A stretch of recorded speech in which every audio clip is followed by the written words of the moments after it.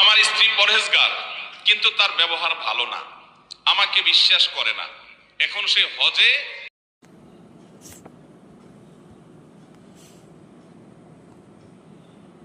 আমার স্ত্রী পরহেজগার, কিন্তু তার ব্যবহার ভালো না, আমাকে বিশ্বাস করে না। এখন সে হজে হজে যায়, আমি মাফ করলে তার হজ কবুল হবে কিনা? মাশাআল্লাহ, এই স্বামী তো ভালো মানুষ দেখা যাচ্ছে, যে বউ তার সাথে ব্যবহার খারাপ করছে, তারপর বউর হজ নিয়ে চিন্তা আছে কবুল হবে কি হবে না। মাশাআল্লাহ, নেককার মানুষের আলামত বোঝা গেল। শুনেন, নবী করিম সাল্লাল্লাহু আলাইহি ওয়াসাল্লামের কাছে বলা হলো, হে আল্লাহর রাসূল, আমরা একটা লোককে চিনি, যে লোকটা অনেক নফল নামাজ পড়ে, রোজা রাখে, অনেক ভালো ভালো কাজ করে, কিন্তু সে প্রতিবেশীর সাথে ব্যবহার খারাপ করে, প্রতিবেশীর সাথে সম্পর্ক খারাপ, প্রতিবেশীকে কষ্ট দেয়। কি হবে তার? নবী সাল্লাল্লাহু আলাইহি ওয়াসাল্লাম বলেছেন, ওয়া ফিন নার, সে জাহান্নামে যাবে।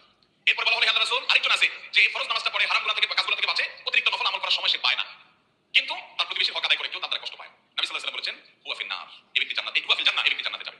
তাহলে বোঝা গেল, আপনার ব্যক্তিগত আচার আচরণ যদি খারাপ হয়, মানুষের হক যদি নষ্ট করেন, আপনার নফল আমল ইবাদত আল্লাহর কাছে গ্রহণযোগ্য হবে।